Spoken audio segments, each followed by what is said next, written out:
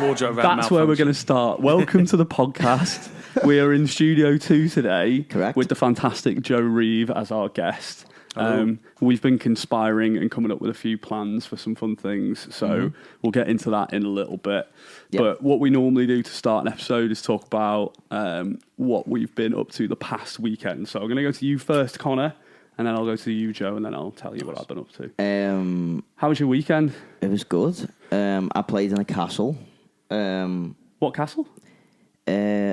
Something estate. Not far from yours, actually.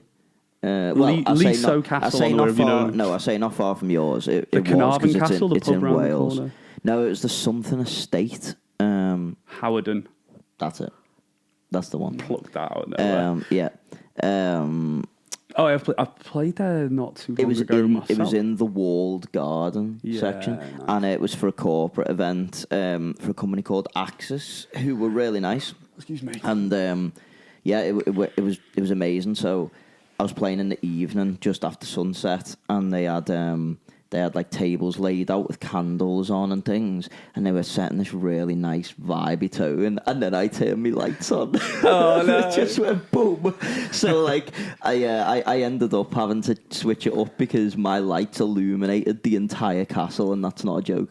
So I had to switch the lights around on me, have them on the floor. Yeah, I saw a video of you blinding yourself. I had to blind myself. Were you getting off of a... Yeah. Really, you've seen Connor's work before. Yeah.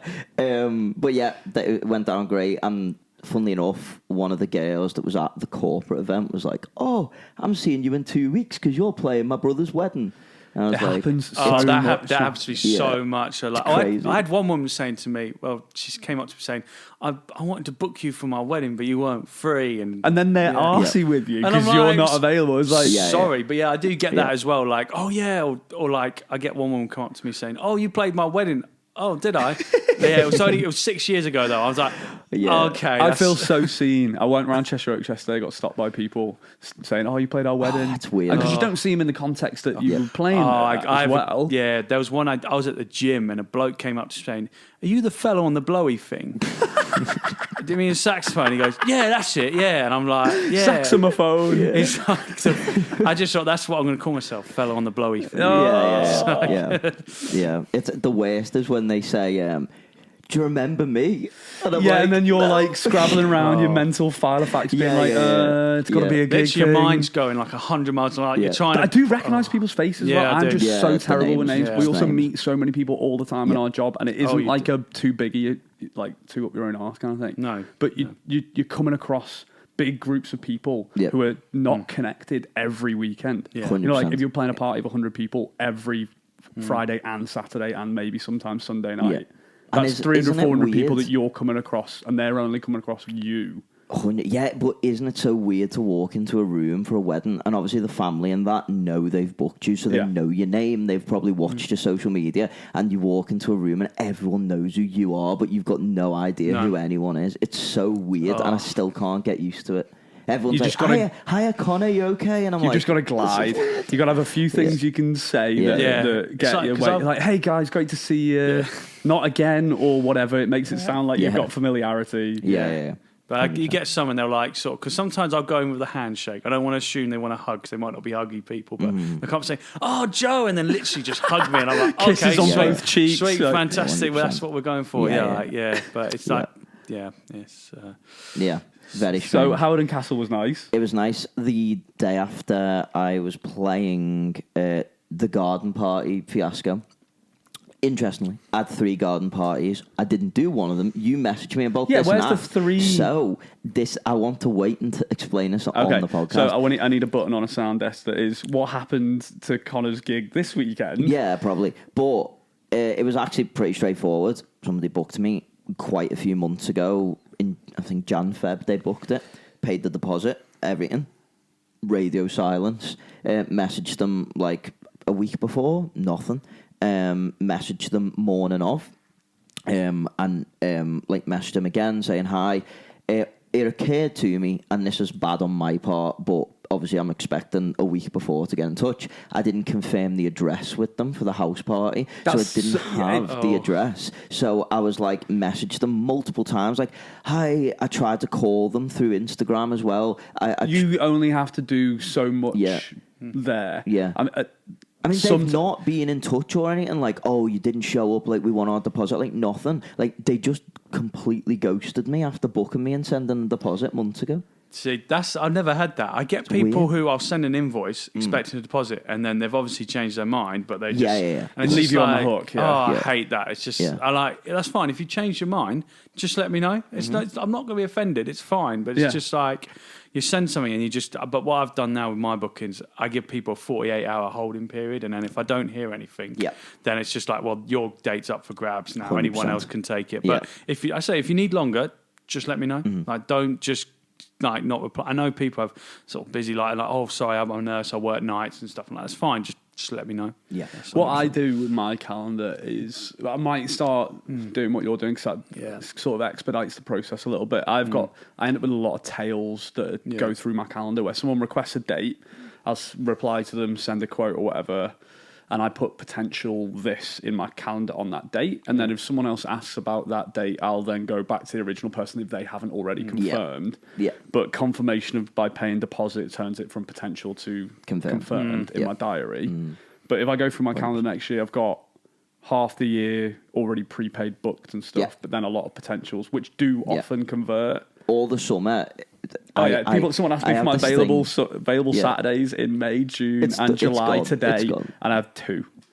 Yeah, I've literally. And that's just because they haven't paid deposits. I've got one Saturday May, one Saturday in June, and one Saturday in July, and that's it, really. That's goes to the Arsenal game, isn't it? Yeah, well, it is, But I'm trying to. Well, what I'm doing, because I get so much, I'm getting so many last minute bookings, even for like weddings. I'll get one person got in touch with me a couple of weeks ago, like, oh, I'm getting married next week. Are you free? I'm like, no. It's just like, no.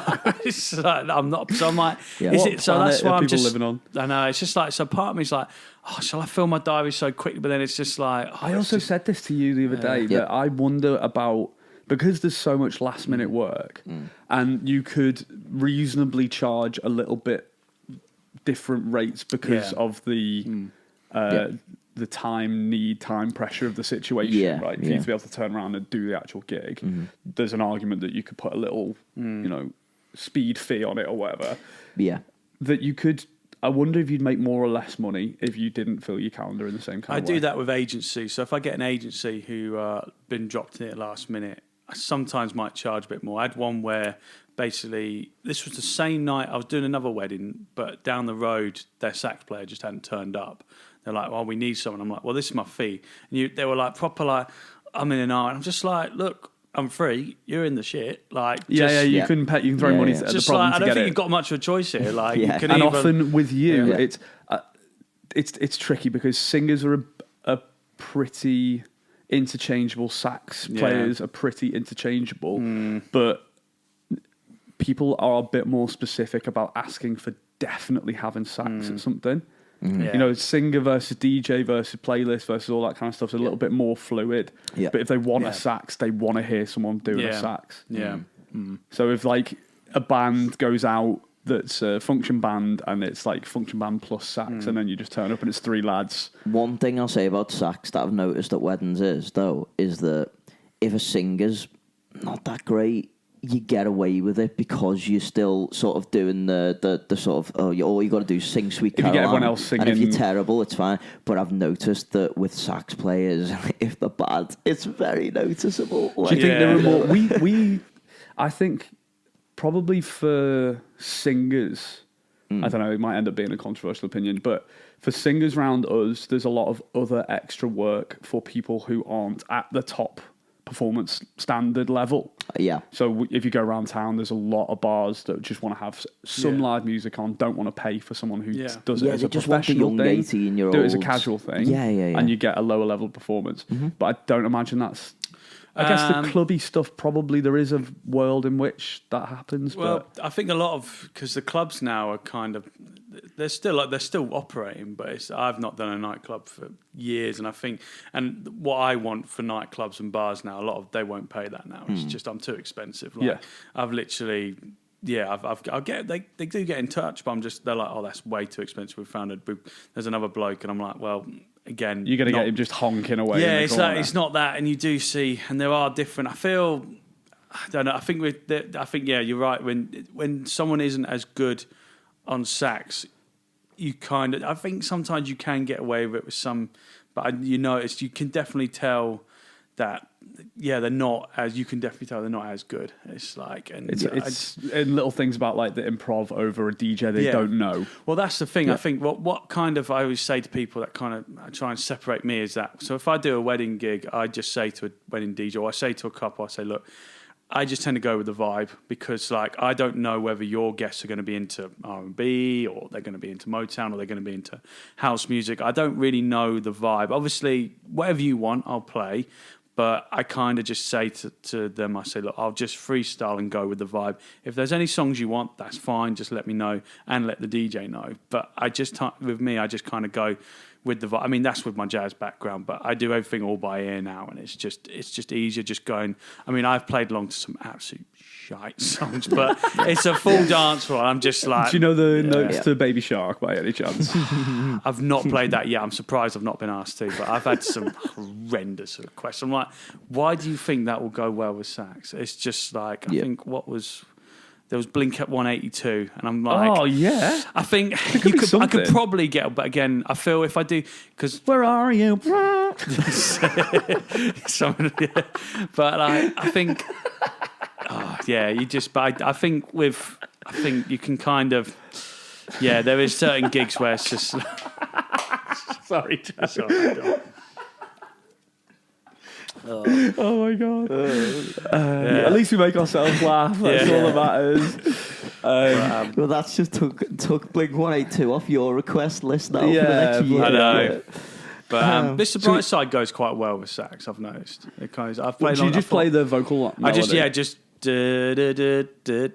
play along to that. Yeah. And that actually does go down quite well. But, I can imagine that. But I do say to people, like, I don't just do the house stuff. Like I do, like I always say, like my background was in jazz, so like I don't just because I think people just like I did a wedding and the groom was probably had a few of the old little sniffer kind of the nose burning. Yeah. He was like, yeah, I love the Lovely Laura stuff. That's really good. Like proper. I thought, all right, mate. Yeah. I was like, jeez. I've got. So I met a guy at a. Oh, I'm so happy for you both. No.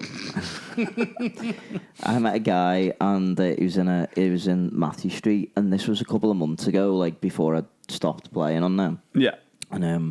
And he says, "Oh, do you know what you remind me of?" I'm like, "What?" He's like, "Have you seen Showhawk Duo?" And I went, "Yeah, right."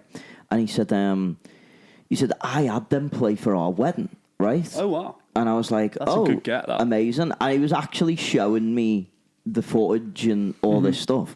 Do you know Showhawk Duo, Joe? No. It's two lads on acoustic guitar, no vocals, but they do all the trance stuff. There were some of the early adopters to do the sort of really upbeat dance music on acoustic guitars. Oh, yeah. They did a show. I might have heard their stuff. You will have seen it. There was a very watched video of them do it at the Edinburgh Fringe is where they first broke out. Yeah. But he was saying, like, we had them at the wedding, and all he was going on about to me was like, it was such a good night. He was like, next party we have, we'll get you down. He was like, we can sort you out whatever you want, money, you know what I mean? He was like, if you want a bit of blow. I know, Joe. What? I was like, and he was Joe just the like, blow. he was like, yeah, he was like, honestly, he was like, don't even like really remember the wedding night. He said it was just the best night. I will life. never understand anyone who gets on the gear went on their own wedding. It's getting so much more common now. A mate of mine who's been DJing weddings and clubs as long as I've been alive. He said he's never seen it as bad as it is bad. Now. He said it's just like it's nightclubs. You'd expect that, but he just said weddings. I get it from guests. I couldn't ever imagine. I think for the guests, it's just another type of party, isn't it? It's all your close friends. No one's going to judge you. You're not having people like trying to throw you out. With the bride and groom is it's a long, busy day and they're tired. Yeah, I get it, but in my head, that is like besmirching the sanctity of the wedding. I know, right? but I did one, and it was basically I was on a stage, and I thank God I was on a stage, because if I was playing in that crowd, I'd been eaten alive. But literally, they were on it. Like the bride and groom, literally just on the dance floor, sniffing away. Keys on the dance floor, both. Like literally, one guest would come up. Oh, you want some? Go on.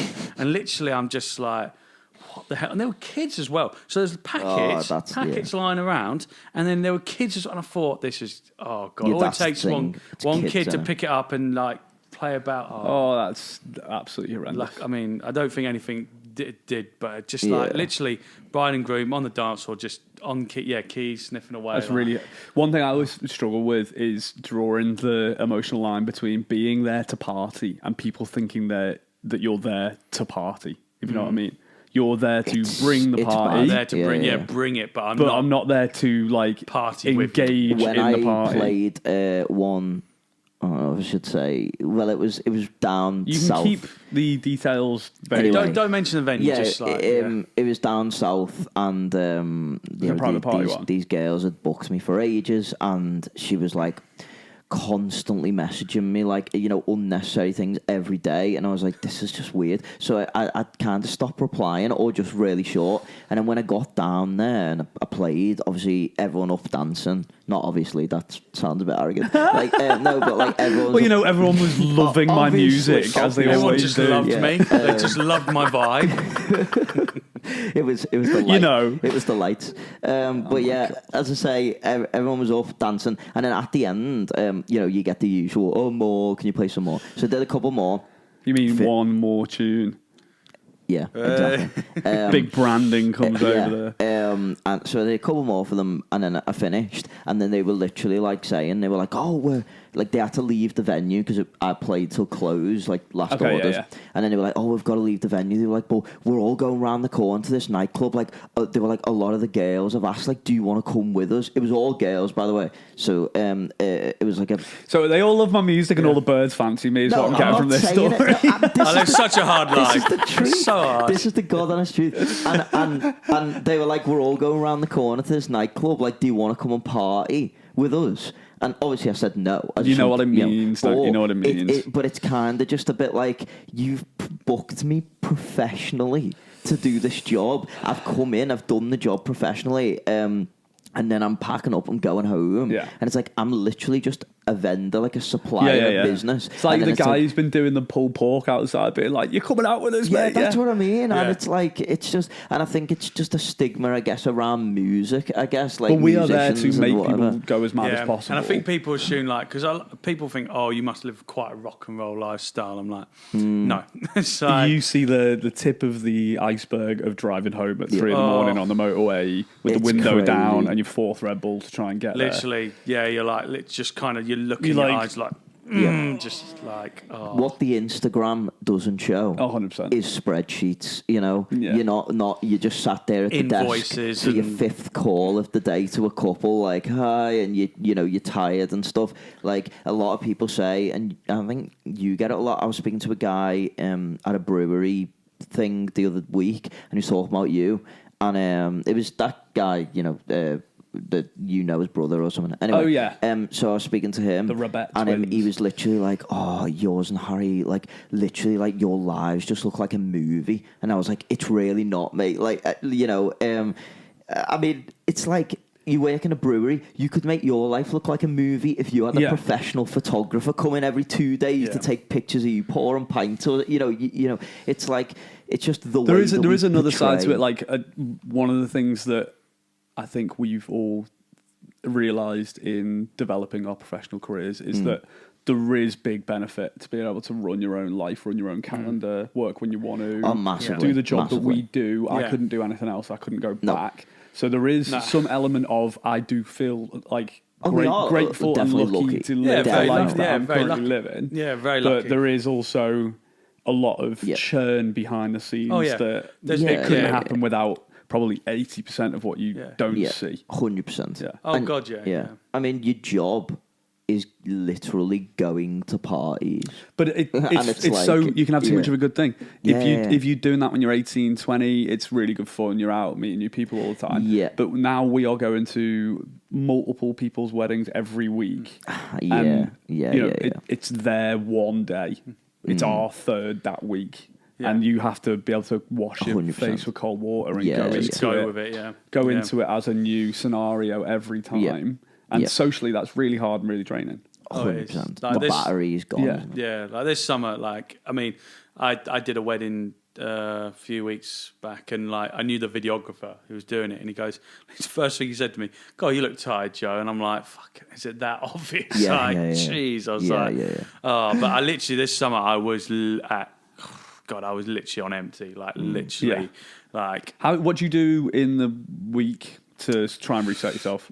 So if I'm not doing any gigs, I'm literally just... What's your schedule like in the summer? Is it literally working 5 days out of 7? Not quite. Some days I'm doing 5, some days it's 4. It's this summer it's been a mixture really. Some 3 days, 4 days, and then 5 days, and then. But you've been telling me you've had quite a lot of Monday weddings. Yes, I've done a lot. I'd had 5 Monday weddings in a row. That's just unheard of. But it's a new thing because weddings have got so expensive. Everyone's looking at the ways of saving money, which is days of the week. It's good for us, but it means But I'm trying to get, because I put my prices up this year because I'm trying to lower the amount of weddings I do, and all gigs in general, just trying to lower it because I've got other projects I'm doing now, Creative Meetup, and then I'm doing I'm getting asked to speak at not just music colleges but business colleges now, because it's a lot of what I'm talking about is very business related. I'm even though I don't have a GCSE in business studies, I don't have an A-level, I don't have a degree, and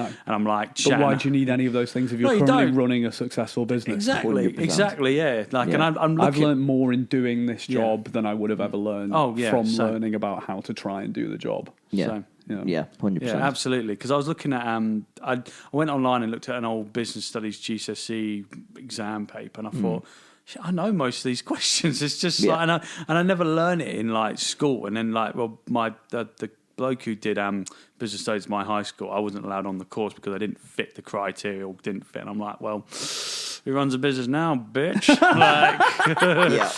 So look at you. Yes, 100%. It's that meme. You know, like that meme. It's not that he's dead, but it's like that Grace scene. I am the captain now. Yes, I am. Yeah, 100%. Yeah, I did A-level business, and I didn't like it. I did A-level music and dropped it. I failed A-level music. I got a U. So I got a U. If you're struggling in school with doing your degrees, doing your qualifications, whatever, don't worry about it. Even if you fail them, you can still do anything. What I found was, even A-level business, when I did it, it was teaching people how to work in a business, as a business manager or a CEO. It still wasn't. In the whole A-level business course, we didn't talk about taxes. We didn't talk about none That's of so that. Bad. That's awful. And everyone says it all the time that in school there should be a home economics. There should be just a life skills learning to. Because I remember when I got my house, credit cards, buy now, pay later, all finance, those kind of personal finance should be a GCSE or something. It should be. Yeah, because I remember when I moved into my house in third year in Jesmond in Newcastle. I remember big up Jesmond, Jesmond massive. I remember trying to sort out the gas electric, and because my dad used to work for British Gas, or it was something like British Gas, and I was just chatting to him, asking him for help, and I remember on the phone why were we never taught this in school? It's just bullshit. It's when you get a council tax bill at the end of the year and you collectively all owe about $2,500. Do not get me started on council tax. And you're going to chase all your mates being like, no, we actually owe this money. You know what happened to me? I can say this now because I'm not in trouble with the council. I've paid it now. Sorry, there's a bailiff at the door. 1 second. What happened to me was, I don't know if this ever happened to you, but I accidentally, and it genuinely was a mistake, I accidentally missed a council tax payment, right? I've never done it in my life, and I missed one by accident. Missing one's not bad. I think if people rack up a year. No, but I missed one, and then I had a letter. I didn't realise I'd missed it. That was the important thing, because I didn't realise the date it was coming out when you get the new letter, right?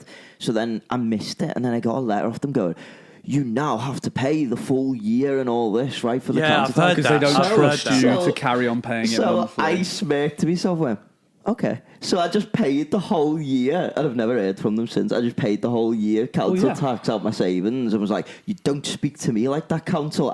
You know what I mean?" I was like, but it was like, but I was also thinking about it. And I was thinking, it's funny how when they owe you money, like when you need to get like a tax refund and stuff, it's like, oh, we'll send it by check and you'll get it within 6 months or something. And then when you owe them money, it's like you must pay the full amount in 14 days, otherwise we're gonna take your life or something. It's crazy, isn't it? Yeah, not like because we try and where I live, we pay quite a lot of council tax, and they just hardly do anything like potholes near around. I'm like, come on, what's the point? I'm tempted to be like one that bloke who just draws like penises around it just to get it done. Yeah, It's just I've seen that. Oh, it's just yeah. But they are like that. It's like, as soon as you miss one payment, they're like literally, it's like, where's our payment? And then they owe you money, and it's just like, oh yeah, we'll just do it whenever. Yeah. Well, as we know, I'm constantly fighting with the council over parking tickets. Me too. I've started now just adding the parking fine fee onto a gig. Just because I was playing. Well, it's collateral damage. Every year you're going to have a running cost of losses due to fines and I was playing in Southport at a hotel on Lord Street, the main street, right? Playing in Southport, and I parked up in this bay, and it was like, and the guy come up to me, he come out the hotel, and he went, "Oh mate, you can't park there, they'll ticket you." And I just went, "It's fine, mate, I add it onto the bill anyway," and just walked away. I was like, "Just ticket me, because I've already got the money for it." And he just looked at me like, "Are you mad?" I was just like, "Well, do you know who I am? Where else is there to park though? There's nowhere. So you're gonna inevitably get a ticket. It's Liverpool City Centre parking as well. They've done it till 11 p.m. I got one in Leeds, and it's not my finest moment. I went to challenge it because we were I was filming content with David, who does my socials, and we were in Leeds, and we went to music studios, but they didn't have parking, so we just parked up, and I got a ticket, he didn't, and then someone else did. And then I tried to challenge it, but the woman on the phone, you might as well have thought I was the first person in the world to ever challenge a park ticket. She was so just that passive aggressive, and I was like, oh, and I won't say what it does sound like you parked on the road where it's clearly signed. It's like, and we've never had people challenge, and I'm like, I won't say what I said because I literally just hit the self-destruct button, and then I had one of her colleagues say, "Mr. Reeve, you cannot speak to my colleague like that. That is completely unacceptable." And I literally, this is why I lost all more hug on. I said, "Well, your face is unacceptable," even though I had no idea what his face. I was like, even though I don't know what he's I don't even know what he looks like, and I just hung up because it's just you ugly bastard with your brown ginger blonde hair thing. I was just looking him up on Facebook while you're on the phone. What's your full name? I tried to, and I just there's just literally it was just God, but paid it, but it wasn't my finest moment. So you won't like Joe when he's angry. Yeah, but I feel I'm at that point now in my life where I get really annoyed, or I'm just like, can't be asked. Just no. But it's got to be something that really, really matters for me to go, actually, this has got over my threshold. Sometimes stuff that gets over my threshold to give a fuck about, I also just go, I don't want to feel the emotions that I'm going to feel by trying to fight. I know. You could look at that as being a pushover, or you could look at that as being letting things run. Well, I had a bar gig, and it was a bar I played at before, but they got new management in, and a couple of years ago, and basically sort of it seemed all right, it seemed good, people taking videos, it seemed like people pop into it down well. Yeah. Manager was like, I don't think it's really clicking, and beforehand they'd tried having sax players in, but they said, it just didn't really fit. I think this bloke just didn't like sax players, which is fine, but I just said to him, he said, I don't think it's clicking. I'm like, okay, interesting. If you could take a survey of all the people that were there that night, they might say exactly. Well, I just different. said to him, I said interest because I've had 2 people come up to me saying they want me to play at their wedding. When I was playing, people had their phones out and vibing to it. So are you seeing something that I'm not seeing then? Because and you go, well, basically I could tell he was sort of fumbling, and it's just he was trying to, and I just it's a vibe thing. And I just kind of said to I said to him because this was a chain as well, and I said, well, I've done the one in Harrogate, I've done the one in Birmingham, I've done the one in Sheffield, I've done the one in York. Was it Revs? No, it's was just trying to throw a guess out. what's it called? No, it's pitch and piano.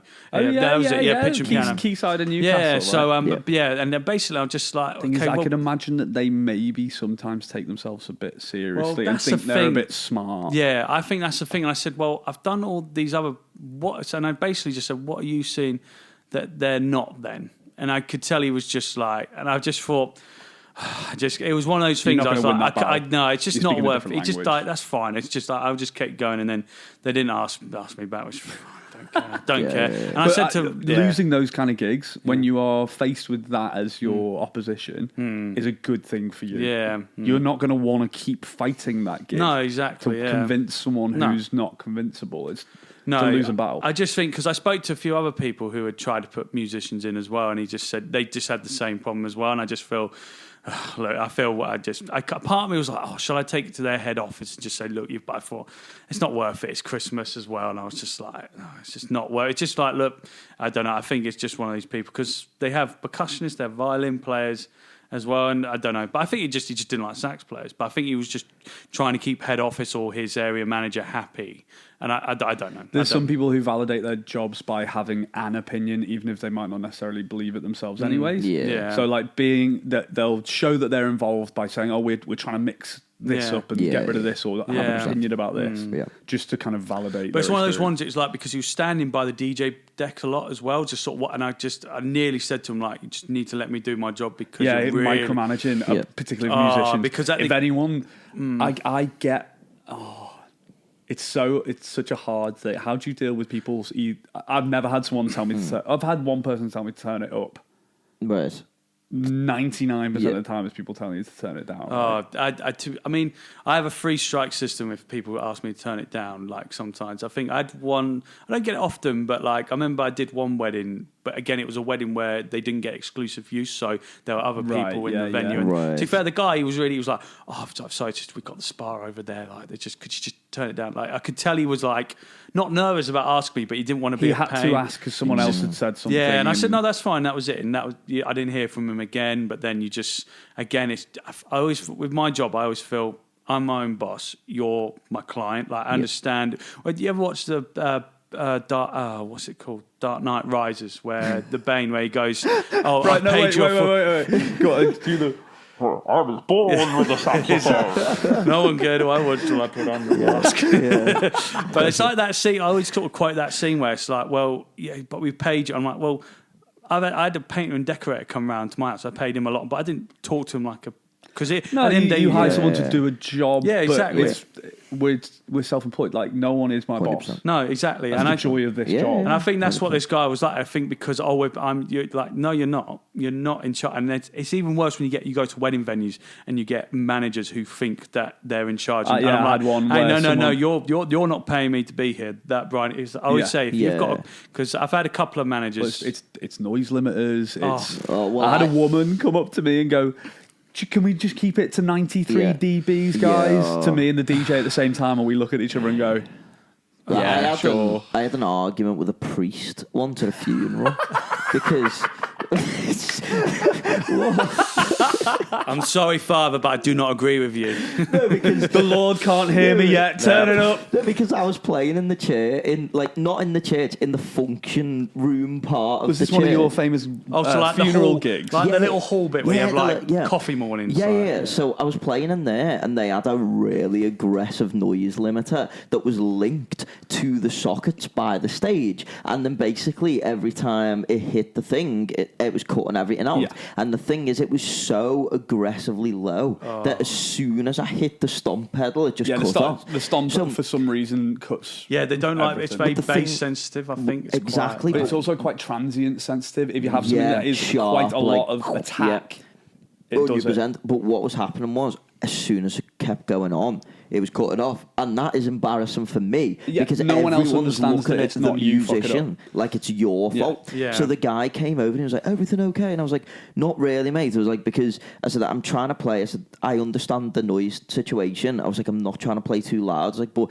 these guys have booked me because like I know to create some atmosphere. I know it's just going to sound really weird because it was at a wake. But I've played wakes before. But I was they can be these fun. guys have booked me because they want a celebration thing. It's like a celebration of life. They want to dance. Scouts wakes is just a big fucking exactly. party. So chicken curry on the go, and let's get. I was like, you're kind of not letting me do my job they've booked me for. So he was like, oh well, it's a church and whatever.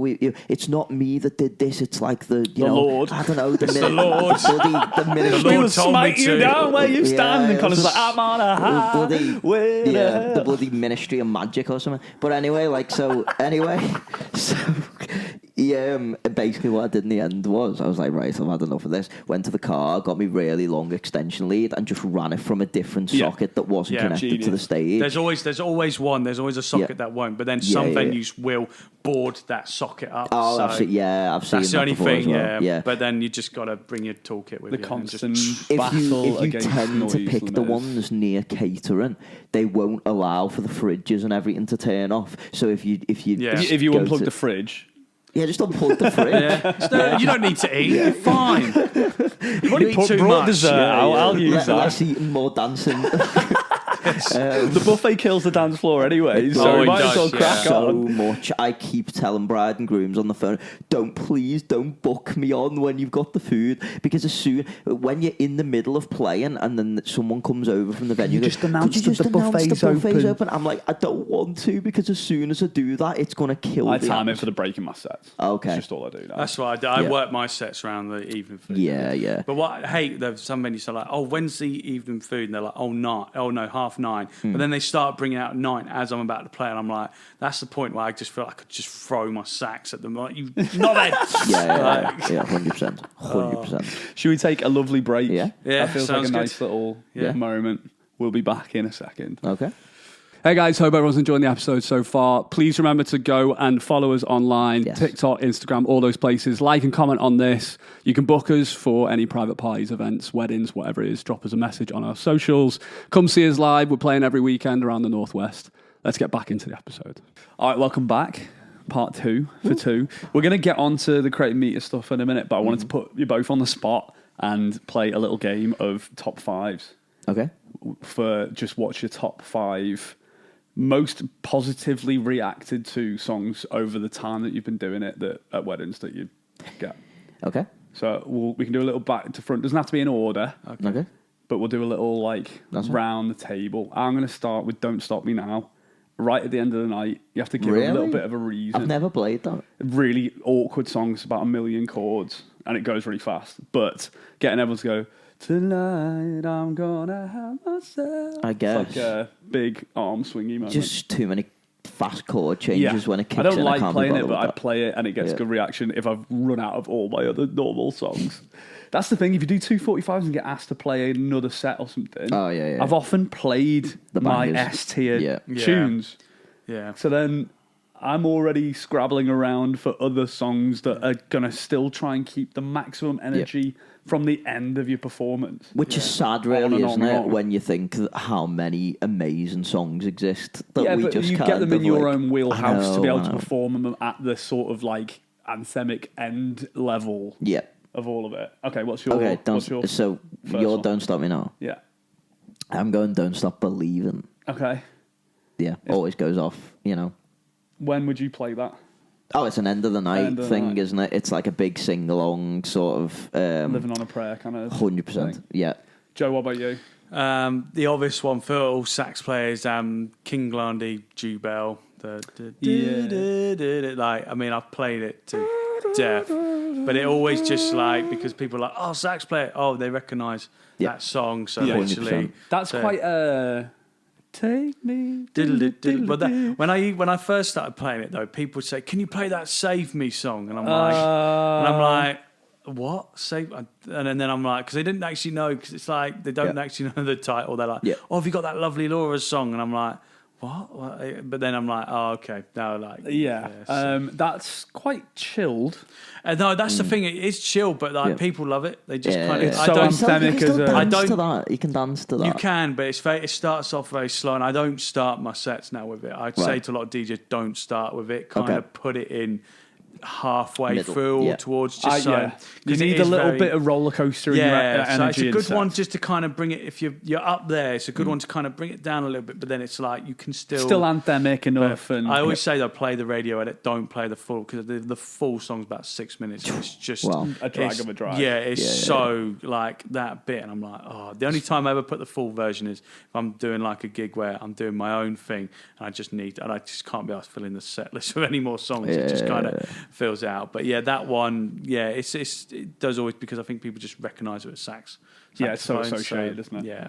It's like beach clubby though. Yeah, it is. Yeah, it is. My number 2, talking of songs that you got to play the slightly shorter version of, American Pie. I only ever do intro, chorus, first verse, and then 10 more choruses. I don't ever play. That song has like 7 verses. Now no one knows it. This is the thing I said before. We did a clip and someone commented saying, bait used to be believable, because I said, from my perspective of being a performing musician, that I hate second verses in songs because you can feel the room turning into treacle. For that, and people thought that I was just saying that modern music needs to be a minute long. Just don't bother with verses anymore. Just write a chorus and put it out on Spotify. Yeah. But I was meaning from a perspective of a singer. He did apologise after you replied back. No, but loads of other people said it. Loads of other people were like, you're what's wrong with modern music. I was like, oh, cool. I meant from the perspective of a performer. I understand there has to be give and take with the crowd. There has to be moments of lull to be able to get the moments of ecstasy or whatever. At least you getting ripped apart only got like 5k views, and me getting ripped apart has got 1 million. You know. Anyway. I loved all of it. Oh yeah, Wool Talk, just the best thing ever. We should get merch with Wool Talk written on it. Oh yeah. Welcome to Wool Talk. What's that over there? Well, actually, just for a second, slightly off topic, is a girl, did I tell you about this? A girl had messaged or commented on Instagram, and she basically said that her daughter or something actually designed the bands for Coldplay, like legitimately, and was like, apparently, she's like, I can't remember where she was based, and she was like, oh, she would come on the podcast and actually explain how they designed the bands for Coldplay. We had someone who works for Coldplay comment on it. Yeah, nice. Someone who works for Coldplay comment. Being like, it used to be RF, but now it's IR. He is right in a kind of roundabout way. Yeah. Oh, wow. Not the cannons. Everyone was leathering me about the cannons. Yeah, it didn't mean actual cannons. I was being like I was embellishing lyrical. the way. Yeah, I was romanticizing the technology, because no one wants to hear about a boring projector. You know what I mean? Like I was. Anyway, what's your second go-to? Are we talking all time or currently? Like current trending? All time. All time. Top tier list. Okay. We're giving away our set list here. We should be really charging for this. Yeah, we should. Yeah. Like some people online you can buy the PDF for just. That's just. I mean, that's not. If that ever pops up on my timeline, I will be commenting saying, "Why are you?" We were talking about in the break that people try and obviously. With all of us, we are trying to make more branches to our business. That's literally what we are doing right now. Yes. But there are some avenues that feel a little bit more crass and cringe and money grabby than others. Scammy, absolutely. And don't get me wrong, there is some level of cringe to us doing this. No, why do we, whatever. Oh, absolutely, yeah. There is a level of cringe, but it's just like, well, even with what I'm doing, my socials, people might think, but I'm like, well, this is you're trying the level to develop the next stage. There was cringe at the start of all of our performance experience. Yeah. So the first, it works, though. First 10% of all the gigs we ever did were probably shite. Oh yeah. Oh god. Yeah. I have nightmares thinking about some of the first gigs that I did. But the thing is that like with the cringe thing is like the first time I did that thing speaking to the camera, and I even said on the thing like, I really can't. I'm trying to get more comfortable in doing this. So and the first day was when I did that big wedding down in Somerset. That was the first day I spoke to the camera. I was like, "Hi, I'm here down in Somerset." Right. And I literally got 6 bookings off the back of that video, literally replying to the story, going, "Oh, we'd love to have you." So it does work, Yeah, I saw a thing that said the most engagement from like wedding DJ or wedding performer or whatever. That if you run any ads on socials, the ones that get the best reaction are actually the day in the life things rather than the performance videos. There is something to be said, because I saw this with when I was doing the band stuff. Okay. That you know what an advert looks like, right, on your socials. So if you see a glossy video of a band saying book us for your this and that, your brain almost kind of filters it before it gets into your consciousness. It's like this is an ad. So you just go ad. Yeah. But if it's something that's kind of a bit more personality driven, it has to feel your like ad. something a friend has posted. It has to feel almost or organic. Yeah. Not that you're pitching and trying to sell immediately. Yeah. Which is interesting. Share, believe. Okay, golden. Oh, yeah. Love Share. Multi-generational. I don't know anyone that doesn't know that. It's incredible. I'm convinced she's a vampire. She doesn't age. Oh, she just doesn't age. Unbelievable, yeah. If Cher's plastic surgeon, aesthetic nurse wants to come on the pod, we'll get her explain on as well. how that's possible, I will sell my soul. Well, I have to probably put down some of mine and one of my close mates, James Swindow's relationship to that song from me playing the Bar 361 and Actually, him he's the reason I started playing the song. Yeah, because he probably forced you to. Because you play it obviously a lot, and then I was playing in the bar, and he was going, "Harry plays this. Why don't you play it?" And I was like, "Okay, sorry." And I was like, so I got it up on the iPad. Obviously, I knew the song, but I'd never played it. So I put it up on the iPad, and then realised how you were in the wrong key, and it's really high pitched. No, I actually nailed it, but it was because I knew. No, it was because I Connor's knew. doing his I'm sick again No, thing. no, I'm not. I know, no. I actually obviously fucking nailed it. Like, I nailed it, guys. Just leave it. Cher, I could put Cher into actual permanent retirement and do her job now. No, I didn't sound like Cher, can I assure you. But like, I chose. The thing about me is that I know. Okay, I know that sounded, but I didn't mean it in that way. No. I know the key that my voice works in, so it doesn't matter what the song is. Well, that's the thing for what I think would be tricky. I've had quite a lot of people say, "Do you play with a band? Want to book me, but maybe have a full band, acoustic drums, whatever." But the way that we play our sets to try and do it all as basically one big mashup. We don't really take breaks in between songs and stuff anymore. We'd move the 100%. capo around while we're playing, loop something, move the capo, change key, go on. Yeah, because you can't lose the energy of the room. No, got to keep it going, right? Yeah. 100%. That means that obviously, anyways, we play the songs in different keys to suit a certain register of voice. Yeah. And some songs that you might play with a band, the lead vocalist could do it in the original standard because they're being supported by other things. But if we're doing all of it all night on our own, you do make some accommodations to 100%. Drop things to save your voice for some things. No one who's not musical notices unless you've dropped it by a ridiculous amount. Yeah, and there are some times when you notice you've dropped it for yourself, but then that's still too high for the lads to sing and too low for the girls to sing. Do you notice that? I get that. So sometimes trying to sing along with the sax lines. Well, that's mental. Well, that's the thing. The DJ, because sometimes what some DJs do, they will change the key. So when they're mixing, when they mix into another song, they try and keep it in the same key, but instead they'll change the pitch. And I don't mind that. I just kind of go with it, and I'm learning a new song in a completely different key there and then on the spot. But some of the best moments come from spontaneous. Yeah, exactly. Yeah, that's exactly the thing. And sax players hate, a lot of other sax players I know hate it. They absolutely hate it. I mean, I don't really have a problem with it. I just kind of go it because everything I do by ear. And then when you pull it out, if you rip it and you're in that moment, you're going to love that moment. Exactly, yeah. So it's going to be more genuine. I mean, sometimes the only time it might find it a bit annoying is if I'm in a flow. So I've like played one song, like, I'm into it. And I'm like, okay, I know this song, and then I'm going to play, and I'm like, oh, it's not in the same key. But then you just adjust. But then apart from that, there's a clunk. Yeah, but then I had one because again, a lot of couples they won't know. But then I'll get some sax players who are like, I don't want to work with that DJ because he won't play that in the same key. And I'm just like, you know what, mate, you do your thing, I'll do mine, I'll work around you. And then people don't really notice. I had one person I know come up saying, was that in a different key? And I'm like, well, yeah, the DJ changed the key. And he said, oh, I thought so. Like, it just if you're mixing, you've got to match BPM. Stuff's probably a bit faster and slower. Yeah, again, you're matching BPM again, and usually if you're mixing a song, it's usually the song you're going to play after is in a very similar key,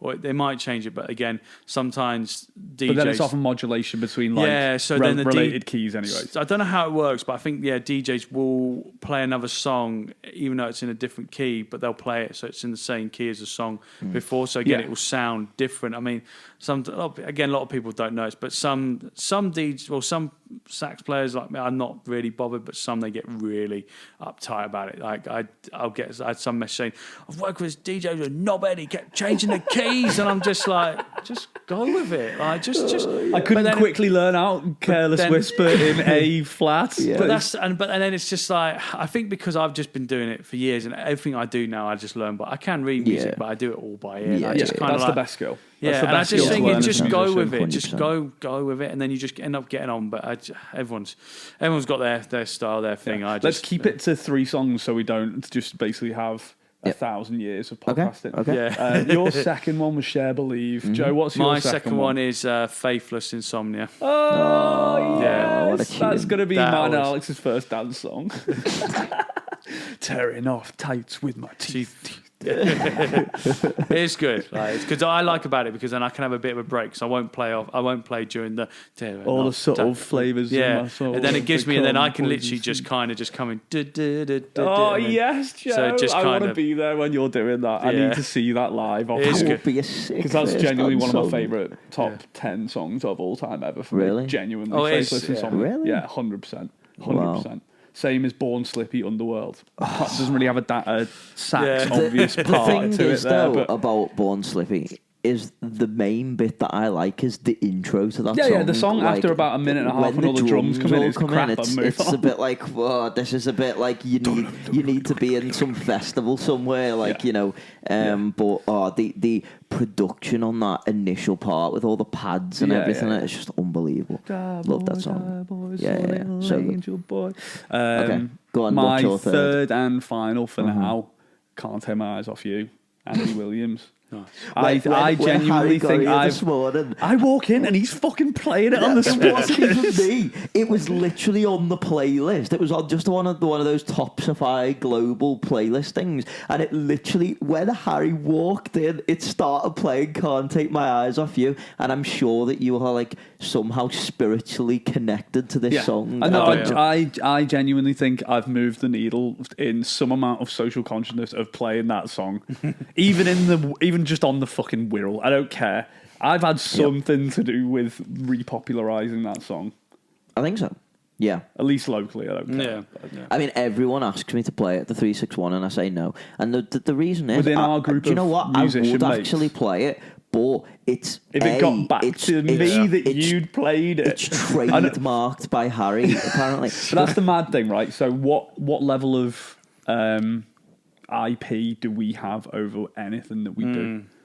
How do we characterise or stylize ourselves to separate ourselves from other performers of an equal quality? You don't own the song, obviously, but I feel that if you I do put own your own that little like tweaks on it. So sometimes how I play a song, I might add my own little bit to it. So. Like, I don't know, just do little things that then you. But sometimes with some songs you might use a little melody from another song because it fits over there. But it's still that's what I do with Baker Street. Right? That's what I do. So because the actual Baker Street song is actually it clears it. People, can you play Baker Street? And I'm like. That's just because you know it has sax on it, not because you know you're going to dance to it. The actual song, the sax bit, everyone listens to the sax bit. They don't actually care about the actual song itself. Like, it's a bit slower, isn't it? It's just slow. And without that, the dance hall just clears. Like, no one wants to dance to it. It's just because you want to hear the sax bit. So what I'll do is I'll just stick it in a song where there's a bit of a break and I'll just play it during that. That's class. So just do that, and that's what I do now because it's like. But then you just get some people just play the actual song. It's just like it's like when I'm playing like where the whole sort of dancey mashup. When I'm playing the leads like Chase the Sun and all this stuff. Like I do like Darude Sandstorm. Stuff like that you don't really want to sing the vocal parts to. Yeah. You know what I mean? Mine's Dick Dale Masurley, the pump it louder, pump it. One of the best things I ever seen you play was Tequila, It's so good that. I love singing that song. Tequila. It's so good, I love that. I don't know why Carlos doesn't sing that song. He'd sound so good. Thing is that you need, I think, to be able to play that song to a crowd and get an actual proper reaction from it, is to liven it up a bit. The big stomp, like and getting everyone's going, that kind of thing. Oh yeah, that's true. What's your third and final for now? I'm trying to think of like the ultimate, always will always work. I mean, if you're talking the ultimate will always work, and I hate to say this because Angels. I can't stand play. Well, no, but that does work, but it's got to be Sweet Caroline, hasn't it? I hate it now. There's a so funny much. thing with a couple of them now where because these have become wedding trope songs for so long that some people go, oh, of course, it's that song, rather than yes, it's that song. I So know Mr. Brightside, people like going, that. oh, People don't when like you start playing it, like or they don't actually look back just in like, angers like that. Yeah. But a little bit saved this time around this year because of the tour and stuff. Wonderwall. Oh my god, Wonderwall though now is going off. Thing is, I've been playing it and got some of that sort of reaction to it. Really? To Yeah. Wonderwall? Yeah. I think it's because I do it in a mashup, so I mix it with like TLC No Scrubs and like that Dr. Dre song. Anyway, so like I do it in a bit of a mashup, so I'm only playing a very brief part of Wonderwall and then moving into something else. I got asked to play Come On Eileen. That was, I was just like, oh God.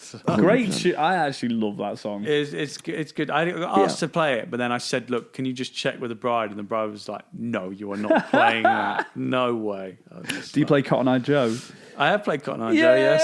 Yes, I played That's Cotton Eye good. Joe. Yeah. The people I spoke to last night, the couple, they said, I said, I always say this now, I don't know if you do, say, send me over a list of any songs that you'd like and I'll try and put them in. But conversely, send me over a list of songs that you do not want me to play. Yeah, that's you know, always, so you need to understand their how much they like cheese or not. Well, this is what I was and how gonna say. stinky and blue they like their was cheese. She was like, we just don't want anything too cheesy or anything like that. And then they're like, can you put the Macarena on? You're like, come on. Yeah. The problem is, when they're sat in the house a year before the wedding, they're like, no, we want it very serious. We want everything to be like really cool, indie, edgy vibes. You know, show up in a leather jacket, and all the bridesmaids are like, no, put "C'est La Vie" Bewitched on. We've got to sing it. Yeah, it's always the way. After a couple of drinks, it goes out the window, doesn't it? It's crazy. What's your third? My third one is Scala Freed from Desire. Yeah. Another funny one that recently for me singing it has got a bit of a less, because it's now, if you watch anything at the box, it is the song that's like pre-game at so many footy it's like stadiums. Post-game if your team wins. It's just like... Which? Free from Desire. Really? Every time I feel like that is almost turning. It's not turning, but I think that song might fade out of popularity soon. Do a very brief part of it. I don't do the verses. I literally just do Free from Desire and then da-da-da-da-da, and that's it. And then I just move straight I think on. there is a little trick we can sometimes play that if you just jump straight into the catchy bit of something without the build-up, if you'd done the build-up, they'd probably be like, whatever. But for us, I think the sort of almost record scratch that we do to jump from one song to another in a mashup is the thing that catches people off guard, that can bump the atmosphere up and up and up. Well, you can basically play keepy uppy with a footy. Yeah. I play, which you also play, Angels. I think everyone plays that, like, pretty much.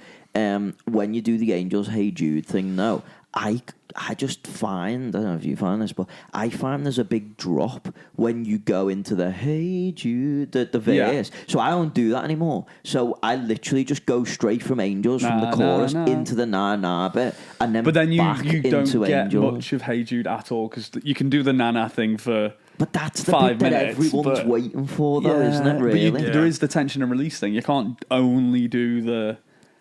Towards the end of a set, you have the right to start to bring the energy back down. For us, because often it's really nice at the end of my sets to not finish with the most exciting song, but to finish with the most communal, everyone together in a big circle. What is your final... Hey Jude often. Hey Jude, right, okay. Yeah, because it's just a multi-generational... Because, my final song is Country Roads, and I literally play it at like a million miles an hour. And then what I do is, well, you've seen me do this, I guess, but when I do the na-na bit at the end of Country Roads, I do it 3 times, and each time gets ridiculously faster until I'm literally like this on the guitar, and then I just finish with the final strum. Big explosion, and then it's like fireworks everywhere, shoot granny's off. fried in the corner. 100%, you know me too well. You've now, blown out the windows of the neighbour's house. 100%. You know, I was actually looking at a couple of pyrotechnics the other day to include in my set, but the problem is the council they want you to have licenses for everything. You know. Anyway, so you might have to do a fire health safety risk assessment. Yeah, I mean, God forbid. Look, I was looking at those flamethrowers, right? So it's like, you know, Joe. You think he might be joking? No, this is real. Serious. This is real. This just coming sounds to like a garden party near you. You know, yeah. No, but I was thinking. That's what I was thinking for the garden party, right? But the thing is, like, I've included the rug thing, so I have another one of these exactly the same because this is machine washable, which is cool. Yeah. So anyway, I have another one of these. I use my main fear with the flamethrower is what if the rug catches fire and then you know. But the thing is, I've been looking at them and they're like these little boxes of 600 quid each. Yeah. And the problem is you have to fill. He has been looking. No, yeah, I have, and you have to fill them up with basically petrol, right?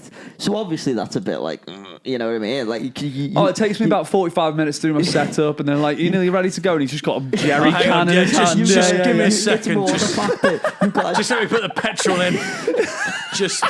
Hang on, you got anything flammable? Don't bring it near me. Don't bring it near me. It's more the fact that, like, you know, you've got to drive to a gig for 6 hours down south with full of petrol just full in your back. And like, if anyone actually stopped to look at my car, there's just wires everywhere and petrol. Like you're driving a bomb. Literally, yeah. So anyway, I was looking at them because my idea was, so you can run them off DMX, right? Which obviously you can put into a foot switch. So my idea at the end of the night was, right? It's like literally to go country roads, you know, country roads take me home really fast, and then instead of the final hitting the foot stomp, is you hit the DMX trigger, right? And you know, like you see at the big concerts, like at the end, like the flames go boom, right, and then and then all the lights go on, like you know what I mean? Oh, like God. all the flames. So yeah, Connor, up. we want to book you for our garden party. It's going to be about 40 people there. Just some chill stuff in the afternoon, please. Yeah, I know. Yeah, don't mind the fire. Don't mind the fire. Just it's things like that. Connor gets brought in on a sedan chair into the Can you make sure none of your guests smoke or anything? Just like... Well, that is a concern as well. I was reading about. I can't use a smoke machine because my nan's got emphysema. You are supposed to, if you use them effects, you are supposed to have it, you know, not cordoned off, but like you can have a qualification. Because the problem is some of the fumes from the petrol do come out without being ignited, and obviously if somebody goes, "Oh, I'm just gonna light a cigarette," and then you know, no hair, you know what I mean? Oh my God! So that's what I've been looking into this week. The other one, which was a bit safer, was cold spark machines. Oh yeah, cold spark. But actually saying that though, I did a wedding and one caught on fire. One caught on fire. Luckily, it was during the testing before the first dance. God. But literally, it didn't come out properly, and then all of a sudden, fire! It's on fire! And literally just like flame. Like literally just started to go on fire, just malfunctioned, and I'm just like, oh dear. Risky business. And then you can't touch them like this. Not like, but there was one where a girl was a bit too close, and one went up her skirt. Up her skirt, like literally. I don't know what happened. It knocked over, but the bloke who was operating, because I spoke.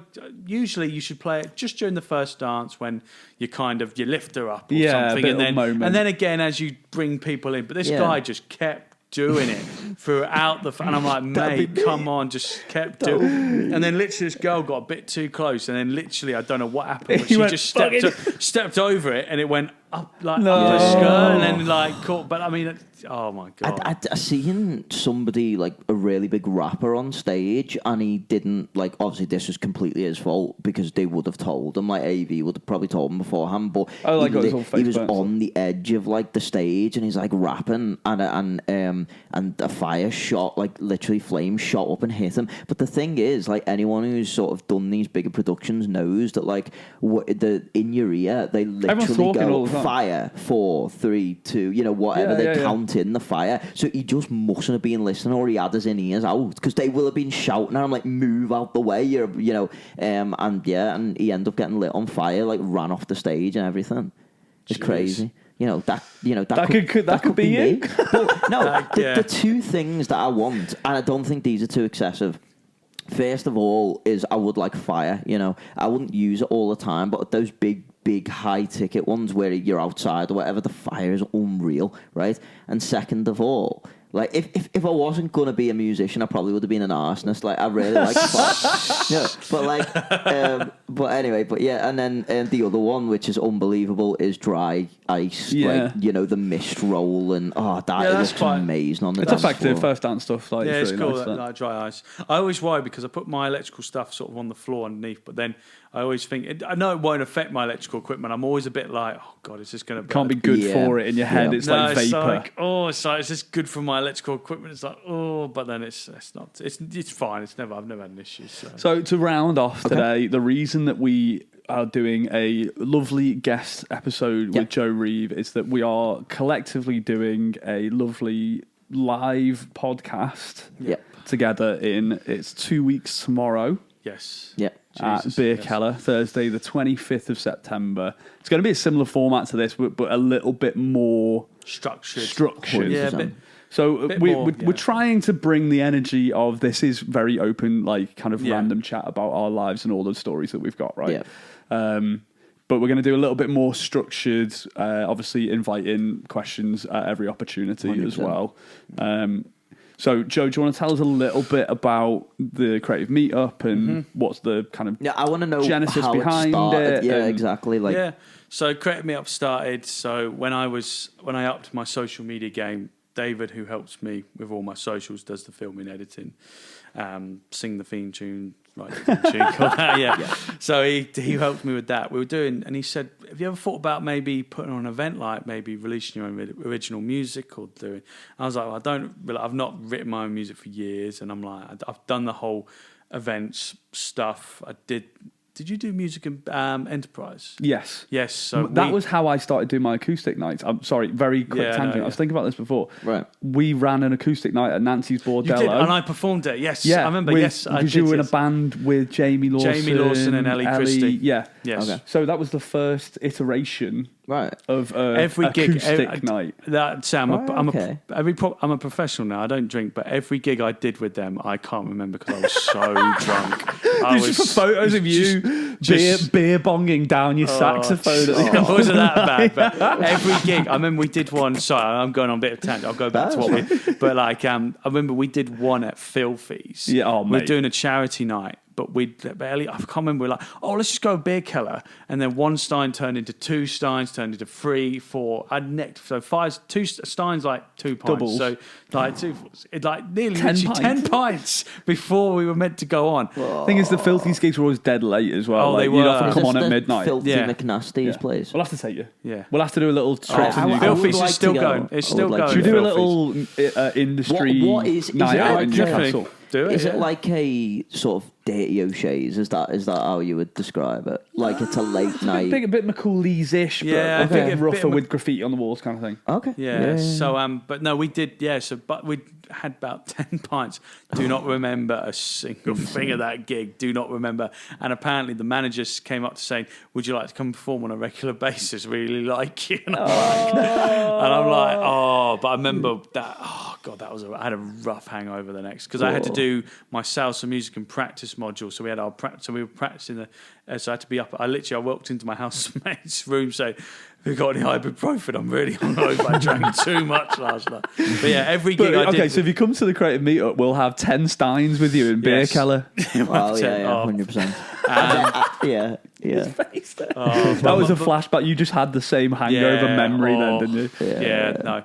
But so anyway, sorry, going back to the creative meetup. So I've never I've put on like club nights and stuff, but just no. And I said to him, I went to a networking event back in 2023, which was for creatives that was run by a guy I know called Evie Pro, Reese Evans, and I thought, I really like this. This is really cool. I've finally been to a networking event where I've met people from my industry, and I was like, it's good. And so I said to David, why don't we put on a networking event for creatives and that? So, so we planned it all out, and then we did a first one at the start of 2024 last year which was in my hometown in Felixstowe. And it was more, I guess it was more like a trial run just to see what it was. So I got some people to speak. So I got my old college tutor to come and speak. A friend of mine who was a creative consultant asked her to speak. And I got two friends of mine, Sam and just Sam to come and speak. So my friend Sam, he's going through a journey because he's sober, so he does a lot of promoting for that. So I said, come along and talk, and sort of wanted to give him a platform to talk about his journey. So we did that. It was more just my mum and dad came, friends of my mum and dad. It's the first forming of the clay. Yeah. That's essentially. Okay. Yeah. And then that went well, and then let's start. So David was, because a part of me was thinking, let's take it around the country, and Dave was like, no, let's just start it, keep it in the north for now, let it grow, use this year and next year to let it grow. So we thought, let's just keep it in Leeds, Manchester and Liverpool. So the one we did after the one we had in my hometown, we did one in Leeds, but it was just basically put a paid ad out on Instagram, we got the venue and just hope for the best, really. Yeah, it's the same with the start of any run of any event. You just it's trial and error, it's iterations.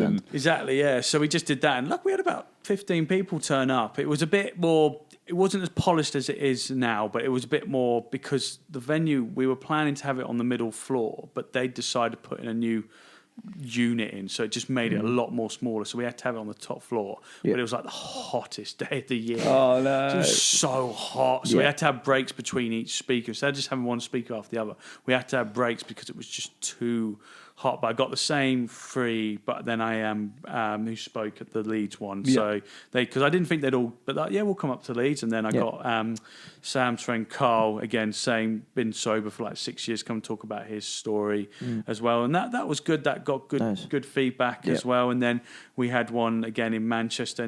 This was a lot more polished version. So I got Mark, Maximum Music, who's now our sponsor for it. He came and DJ'd, and we had different speakers this time, and it was a bit more polished. And then start of this year, I can't believe it feels like we've been doing it a lot longer, but the start of this year I'd started to introduce a panel, and doing the panel really kind of changed it, gave it that different sort of, I wouldn't say game changer, but a lot more people got involved. You start to see the structure and how it flows better yourself. Yeah, it just flowed a lot more better. And not that guest speakers don't flow, but it's just you get a lot more people want to.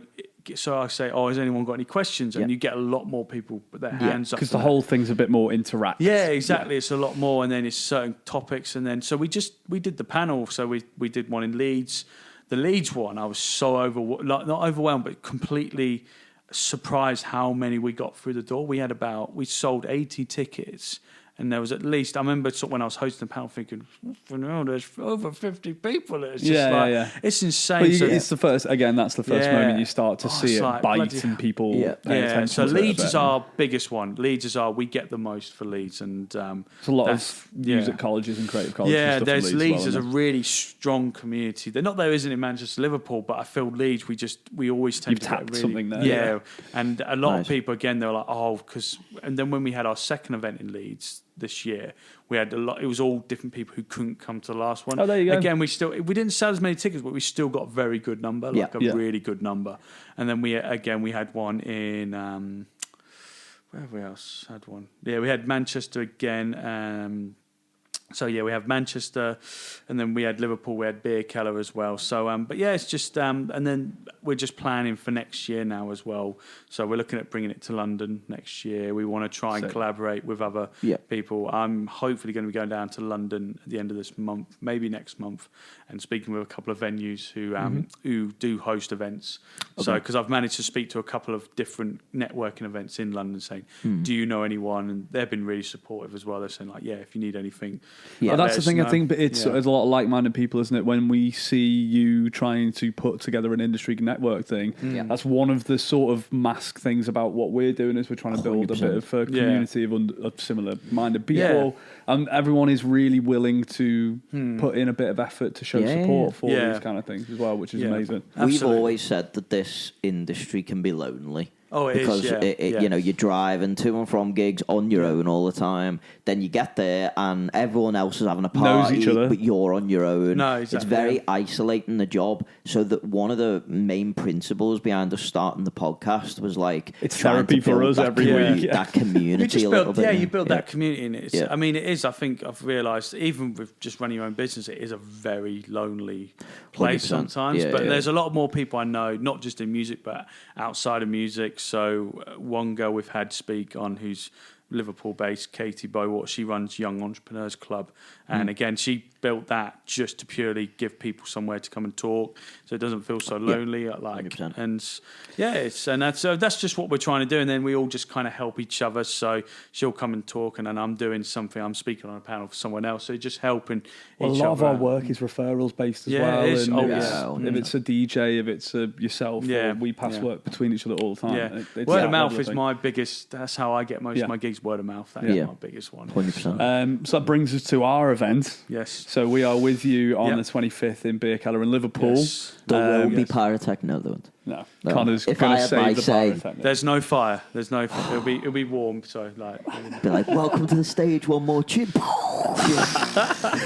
Kind of swinging from the ceiling to the big harness. Coming on a zip line, just like.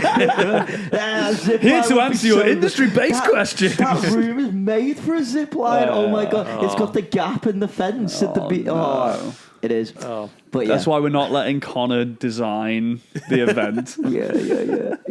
Well, anyway, But yeah, so it's your direction initially is a little bit more broader creative entrepreneurship focused, and obviously we are all in the music game portion of that. So I think that it's not we're going to be talking about our experience in our music jobs, but everything is a transferable podcast. Yeah, and everything's a transferable skill, right? Well, that's the thing. I think that even if we are musicians, I feel a lot of people.